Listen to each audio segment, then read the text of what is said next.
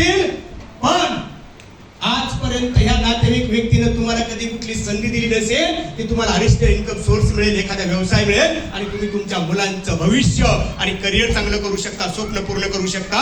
पण आज तो व्यक्ती तुमच्यासाठी फार महत्वाचा आहे की ज्या व्यक्तीने सन्मानानं तुम्हाला अशा या संधी दिली आणि इथं बोलवलं, त्या व्यक्तीसाठी जोरदार टाळ्या.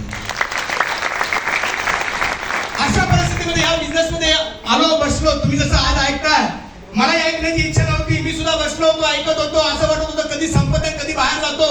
पण त्यानंतर एकानंतर एक लोक येत गेले आणि शेवटच्या व्यक्तीला ऐकल्यानंतर माझं या ठिकाणी टोटल माइंड आलं आणि त्यावेळेस मी एक विचार केला की हा बिझनेस मला करायचा आहे. माझी परिस्थिती नव्हती, बँकेत खातंही नव्हतं, पॅन कार्ड पण नव्हतं, पण बिझनेस करण्याचा निर्णय मी घेतला. माझ्याकडे सायकल पण नव्हती, मोबाईल पण नव्हता, तरी बिझनेस करण्याचा निर्णय घेतला. राहायला घर पण नव्हतं. अशा परिस्थितीमध्ये बिझनेस करण्याचा निर्णय घेतला कारण मी एक विचार केला होता आणि तो विचार हा होता की आयुष्यात एकदा विचार बदलायचा आहे. हा बिझनेस म्हणजे काय? आयुष्यात एकदा विचार बदलायचा आहे, आयुष्यात एकदा दुकान बदलायचं आहे. जन्माला आल्यापासून तर मरेपर्यंत खरेदी करतोच आहे ना, घरामध्ये प्रोडक्ट वापरतोच आहे ना, गुड मॉर्निंग पासून गुड नाईट पर्यंत गाठी लावतोच आहे ना. हे फक्त दुकान बदलायचं आहे आणि आयुष्यात एकदा दिशा बदलायची. हे 3 काम त्या दिवशी केले आणि माझ्या आयुष्यात माझी दशा बदलली. ही ताकद आहे.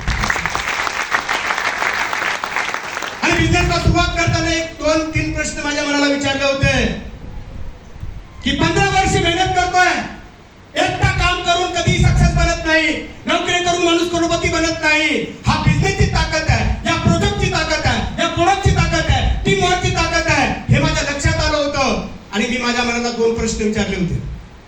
ते असे होते की जर माझा आणि माझ्या परिवाराचं आयुष्य ह्या बिझनेस मधून नाही बदलणार, आणखी कुठून बदलणार? दुसरा पर्याय काय? 15 वर्ष तर करतोच आहे मेहनत, दुसरा काही मार्ग नव्हता.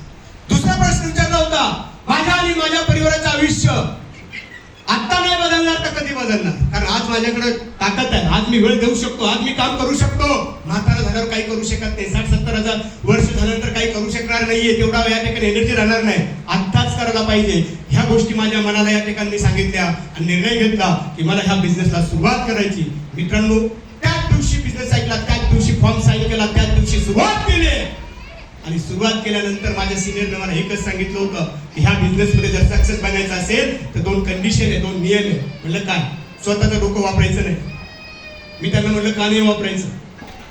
स्वतःचं डोकं का नाही वापरायचं?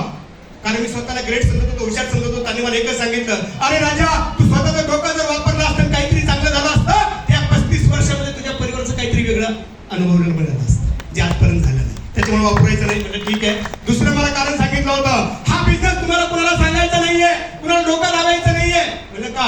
हा बिझनेस सांगायचा नाहीये, दाखवायचा बिझनेस आहे. भारत देशामध्ये प्रत्येक तालुक्यामध्ये, प्रत्येक जिल्ह्यामध्ये आपल्या एकमेव अशी इंडस्ट्री या भूतलावरची की ज्यांचे या ठिकाणी असे प्रोग्राम ऑर्गनाइज होतात, त्यानंतर एज्युकेशन ट्रेनिंग प्रोग्राम ऑर्गनाइज होतात, तिथे बिझनेस दाखवायचं, काम करायचं.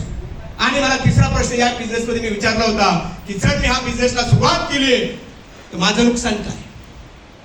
माझं नुकसान काय? कारण मी एवढा श्रीमंत नव्हतो की नुकसान पचवू शकतो. अरे म्हणलं, आपण जर खरेदी करतो आयुष्यात एकदा 10,000 रुपयामध्ये मार्केटमध्ये आजपर्यंत लाखोची खरेदी केली, दुसऱ्याला गिफ्ट देण्यासाठी, लग्नासाठी, पण स्वतःसाठी जर खरेदी केली 10,000 रुपयामध्ये मला होलसेल रेटमध्ये लाईफ टाईम माल मिळणार आहे आणि 10,000 रुपयामध्ये मला 13,000चा माल मिळतोय. 3,000चा फायदा